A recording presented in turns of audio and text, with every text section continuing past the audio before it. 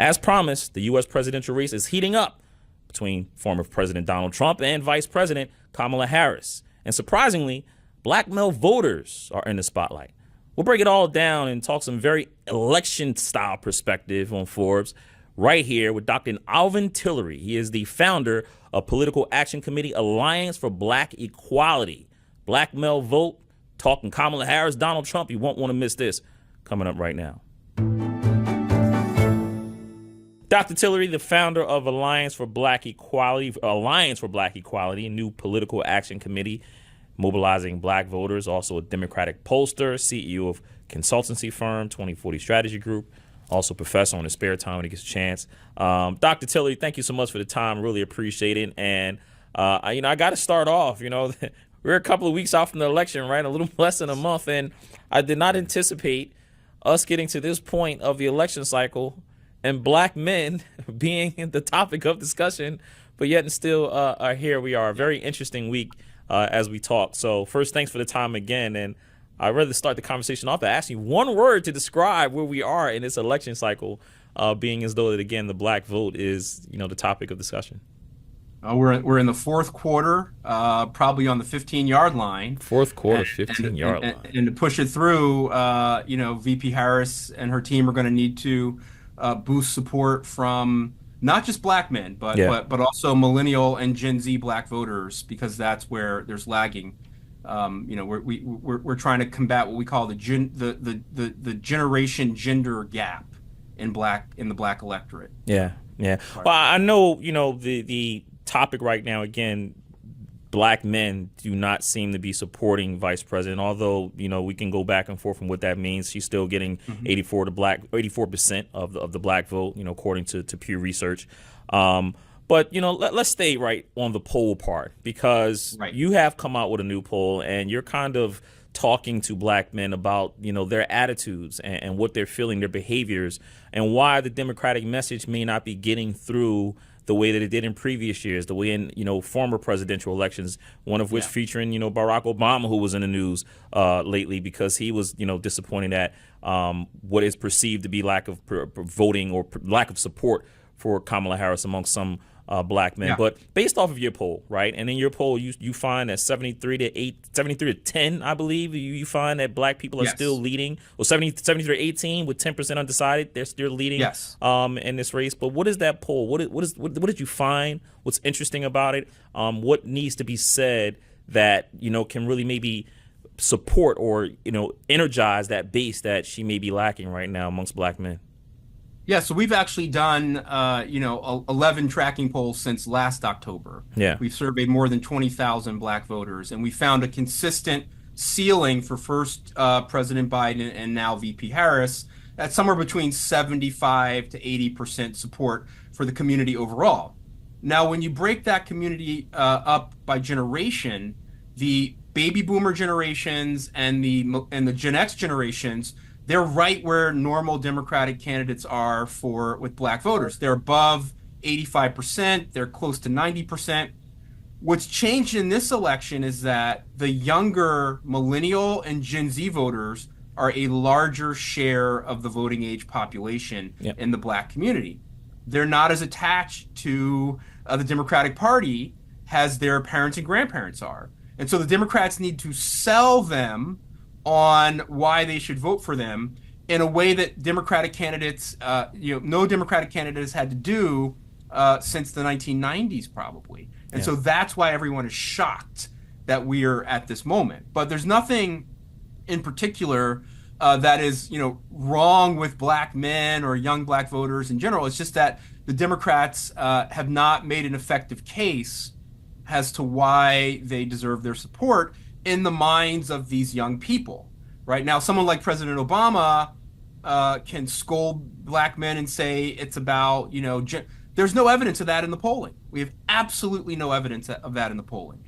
We've run polls where black men are saying, sure, they like VP Harris, they respect her, they want her to do well, but getting them off the couch to vote for her, they need to be sold on that. And that's like every other, voting bloc in the country Yeah.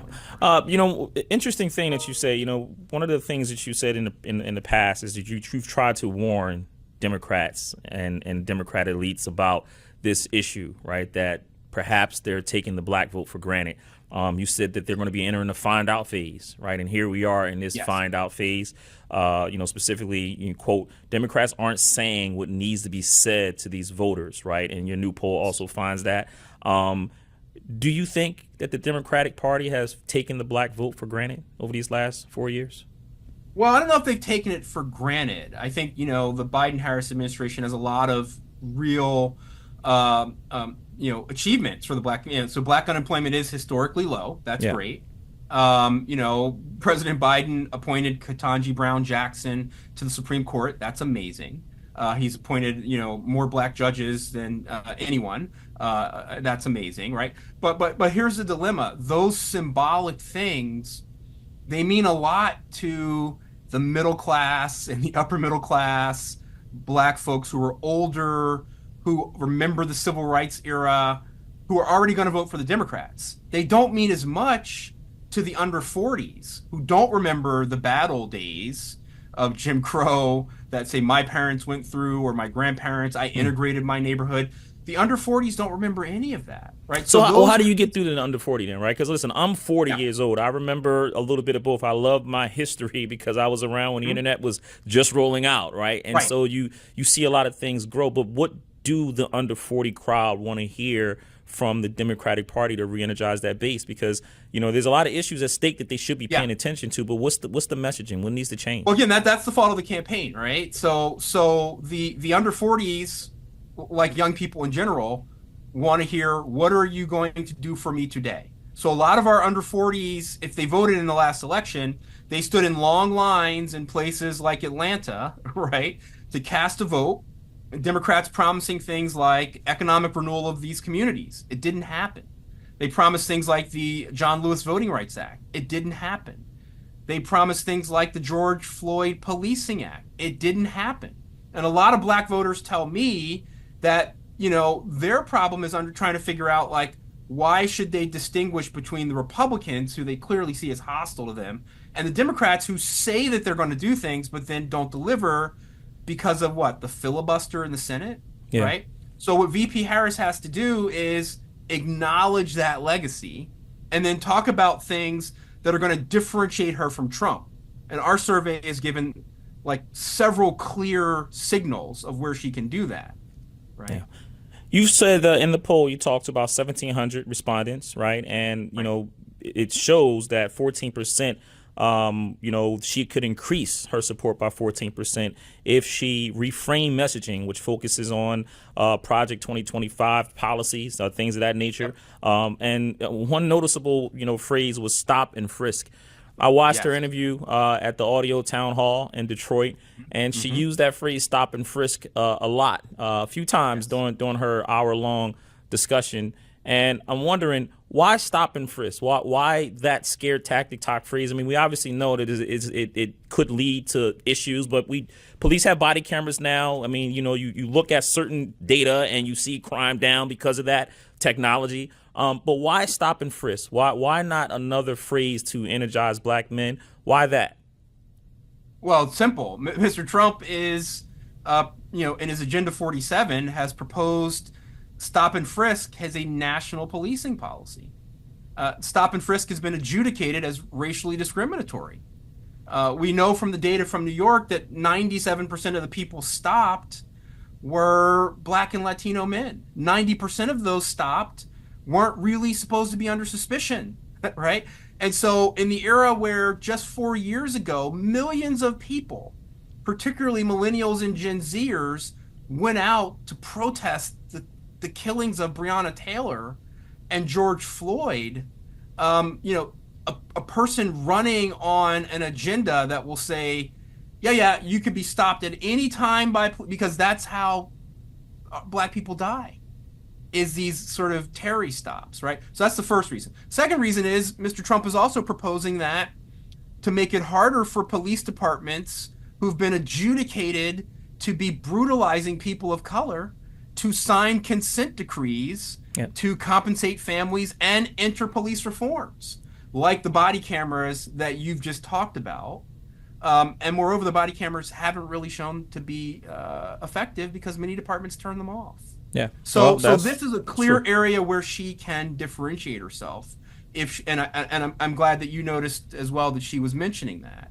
I mean, it was clear she used that phrase. I thought maybe you talked to her before she went on, Dr. Tillery, because that's the phrase that you said that she should be kind of, reframing to get. But again, the messaging issue, this is where you took out $250,000 worth of digital ads, right, to help point out bad economic records, source of DEI bans, things of that nature, right? Yes. That messaging, what are you finding about, first of all, going that way with the digital ads? Is it working? And is that stop and frisk messaging, like, do you think it really actually will energize black men and they won't stay home and they will vote? Yeah, absolutely. So with our ads, we know the two that we're running on Stop and Frisk, they're incredibly effective. They've reached 750,000 black voters in Atlanta and Milwaukee already. Total far in 1 week, total. And the average viewer reshares it 4 times. So that means that it's catching fire. People like it. They're sending it to other people. So that's the first thing. Yeah. What we know from our message testing poll is that so right now, VP Harris is at 47% of Gen Z black men are saying that they're going to vote for her, right? When you show them the stop and frisk messaging, what Donald Trump is promising to do, she goes up 20 points with that cohort. Yeah. That's enough to guarantee a comfortable Barack Obama style win, right? In places like Atlanta, Detroit, and Philly. You don't give them that information. What we also know from some of our tests is that without the kind of focus on how bad Trump will be on policing and civil rights issues, VP Harris has been framing herself as a prosecutor.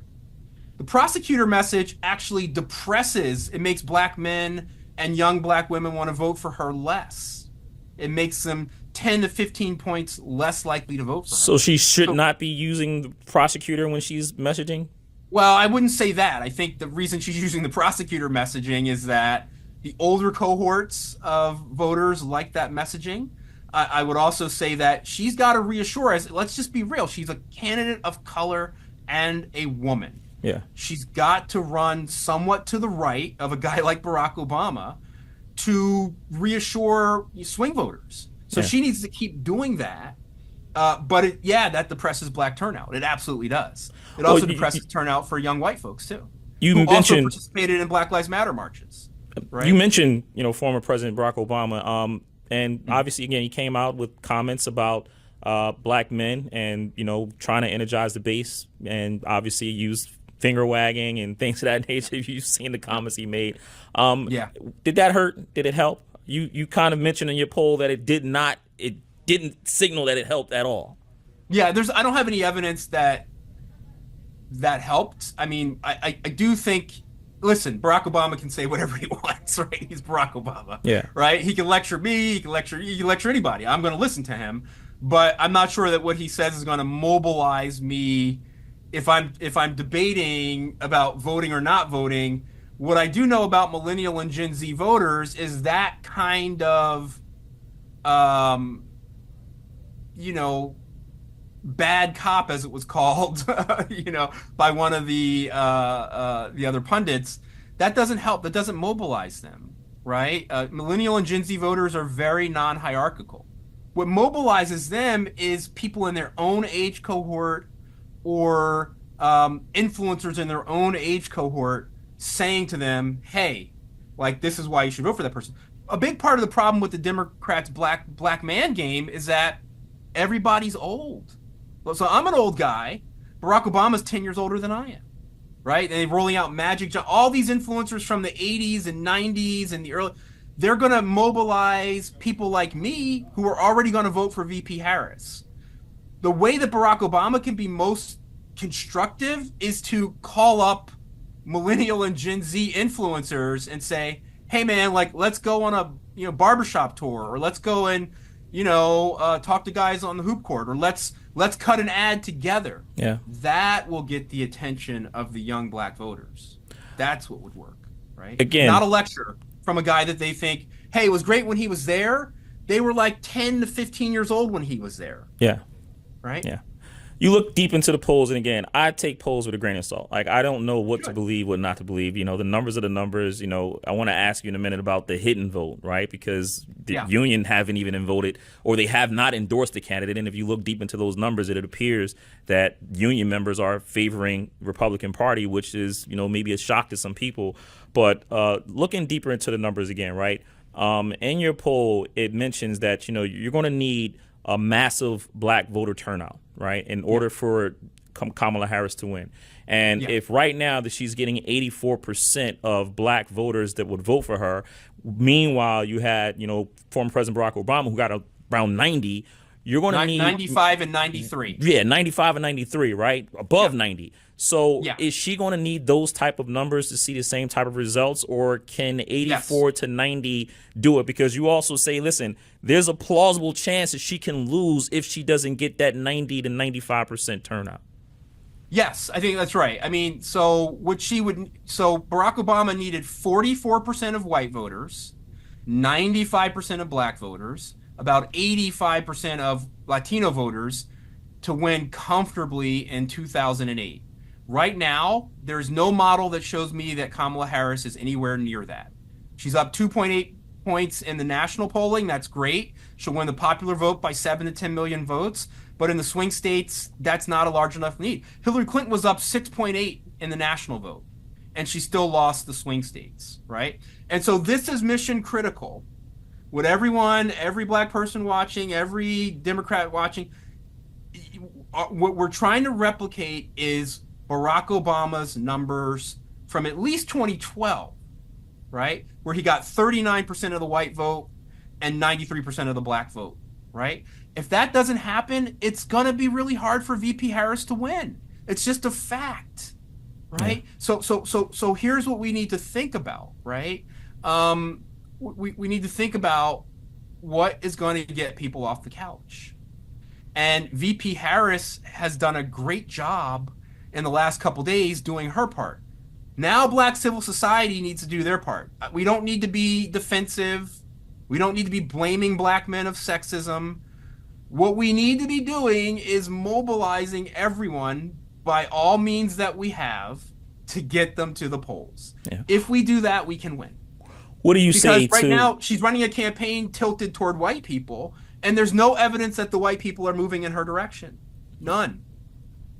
What do you say to the voter, that undecided, college-educated black man, right, who is really undecided, who is, you know, obviously taking into account the criminal justice and social issues, but also looking at issues that we're not even talking about, like the $36 in a trillion in deficit, right? Our U.S. deficit, right? You have global geopolitical tensions. You have a whole bunch of things going on. We're not even talking about the TikTok sale in January, right? And think about what that can do to a lot of influencers who make their money that way, right? A lot of other issues going on. What do you tell that, you know, college educated black man that is going into that booth if they're looking for some type of vision or something that they haven't heard before, if they should consider before going to, you know, make their decision on who to vote for? Yeah, so I mean, I think, you know, part of the Democrats' problem is that a lot of the things they're talking about, like the small business grants and the home, like all that stuff is tilted toward the college educated or the middle class black folks, right? Yeah. And, you know, they're already going to vote for her, right? So, like, what I would say to the college-educated black folks, I would say keep doing what you're doing, VP Harris, because she did a great job yesterday. She's doing a fantastic job on you know, these grant programs, which really aren't for black people exclusively. They're race-neutral programs, and what she's pointing out is, hey, this program will help you a lot more because of where the statistics are in our community, kind of like Barack Obama did with the Affordable Care Act, right? Now, the real swing voters are non-college educated black folks, right? And what she needs to say to them is, you know, the stuff about policing, the stuff about home ownership, I think would reach them. But what we've really seen that moves people is that when you tell people that Donald Trump is going to defund the Equal Employment Opportunity Commission, is going to make it easier for employers to not consider you for a job, or easier to discriminate against you, every segment of the black community lights up on that. Yeah. She should be talking about that, right? Yeah. Another thing that lights every segment up is this stuff about black maternal health.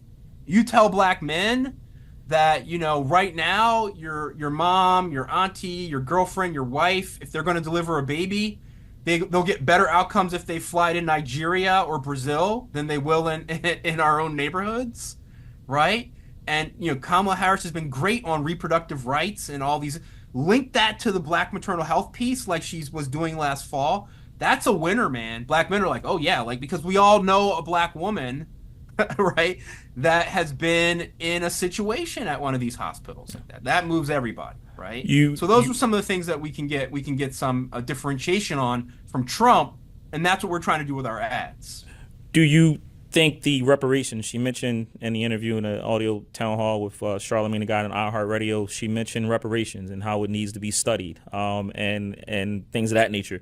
Does that resonate at all? Reparations. I mean, it's a narrative behind it. You know, I don't know if it'll ever get passed in this country, but does that resonate, or should she just abandon that topic altogether? Well, I actually helped design the only existing reparations program in force in America, which is the Evanston, Illinois program. Yeah. And so, you know, that is something that is a real emotional heartstring for the black community. And so mentioning that is good. People, it's a very popular idea. Does that turn off other bases, though, when you say that? What'd you say? Does it turn off other bases that she's trying to continue? Potentially, but it doesn't turn off the white Democratic base, is what we found. It turns off the 60% of white folks who are never going to vote Democrat anyway. But it doesn't turn off white, college-educated, urbanites, suburbanites who are committed Democrats. They actually like it. Yeah. They actually also like police reform messaging. Right? Yeah. I want to dive into right fast because, you know, we could talk all day about this. I know we don't have too much time, but there's so many other issues on the table that, again, they aren't being discussed, right? We talked about TikTok, Google breakup, Gen AI regulations, but the topic of tariffs, right? Because I don't understand why that conversation, when you talk about it amongst, you know, the black community, why that's not mentioned from the Democratic Party enough. Maybe I haven't heard it enough, but regardless, tariffs, right?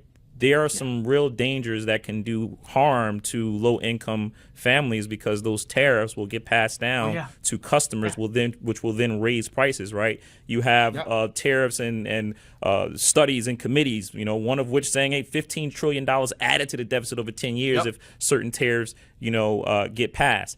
I'm watching Donald Trump as he's talking to the Economic Club of Chicago, and he's saying, "Well, I'm just going to use them as tactics, as trade pieces, right?" But that tariffs thing, why isn't the Democratic Party kind of talking more about that and how it can, you know, potentially, according to the Peterson Institute, International Economics Institute, they're saying $1,700 added to the middle class family in taxes if certain tariffs get passed, right? Why aren't people talking about that more? And, you know, we seem to maybe magnify certain other issues, but why aren't the tariffs being talked about? No, they should. And I think she did mention that in the interview with Charlamagne yesterday, but I think that's a very potent line of attack. You know, I already told you I didn't have a chance to see the full interview, but the one clip that I did see was where the journalist at the Economic Club was trying to hold Mr. Trump accountable on this issue, and it's clear that he doesn't really have a good basis of understanding of the macroeconomy, right? Or he does, and he pretends that he doesn't. But yeah, tariffs are regressive taxes. They need to open that space up more. One thing that VP Harris did yesterday that I was thrilled to listen to is she finally, you know, broke the lie that, you know, Donald Trump gave everyone stimulus checks. Yeah. Right. And pointed out that was part of the humor. That was good. That was that the Republican Party, everyone voted against it. He did sign it to his credit, but, like, you know, the Democrats, they need to be claiming credit for that policy, and they need to be talking about the messaging. I think is very effective for her is this kind of messaging that Donald Trump does not care about you. And she cares about you, right? And I think that's great. But again, like, VP Harris is running a great campaign. She cannot do this by herself. So if the black community wants VP Harris, those that are highly mobilized and recognize, you know, the situation, we've got to pick up some of the slack for her. because you're right. Talking about reparations, that can make it harder for her. They can run some ads about that. So we've got to be ready to respond. We've never had to do that in black politics because we've never had such a discerning set of voters as we now have with the millennial and Gen Z cohorts. Yeah. And that's been the challenge for everybody to figure out. Again, we could talk all day till we're blue in the face, but all this is going to come down to Congress and Senate, right? You're going to need parties, both sides of the aisle, to get all of this stuff passed, whether it be the child tax credit increase, whether it be the $25,000 for first time home buyers. Like, this stuff all needs to get passed. One side is saying, hey, listen, the whole 2025, Project 2025 only goes into effect if you have a Republican Senate, a Republican Congress, a presidency, you got the Supreme Court judges. But at the end of the day, this country always lands on some type of balance within government, whether you have one side the House, one side the Senate, and other. Is that what we're going to need here in order to really get some effective policies passed to address some of these issues? Because both candidates can talk to their blue in the face about the things they're going to do, but it needs to go through certain levels of government for it to get passed. Like, realistically, what should the American people, black people in general, be listening to from every politician? What should they want to hear? I mean, you got baby bond programs. You have a whole bunch of issues in states and things that are working, right, that can be implemented at the federal level. But these last few weeks of the election, right, what should people really be listening to? Maybe something that's not being discussed as much as you like to hear. Yeah, I mean, I think, you're right about the normal operation of government, but I'll just kind of gently push back on the Project 2025. So Project 2025 is an executive-centered program, right? And so that program is meant to create mischief that Donald Trump can do just through the stroke of his pen, right? And so the first thing that he wants to do is overturn the Civil Rights Act of 1964. Now, he's not going to do that by going to Congress and say, hey, pass a bill, overturning the Civil Rights Act. What he's going to do is he's going to write an executive order saying, I hereby prohibit the federal government and all government contractors from collecting EEO1 data, right? And that's going to mean that you can't say what your race is, right? And that's going to effectively defund the EEOC. And so that's just the same approach they took through the courts with the Voting Rights Act, right? So this is all a big preamble to say what Kamala Harris needs to be talking about in the next 20 days, as my message testing surveys have shown, is the danger of the Trump agenda returning us to a racialized dictatorship where your skin color determines your access to the ballot, your access to the labor market. That's the plan, people.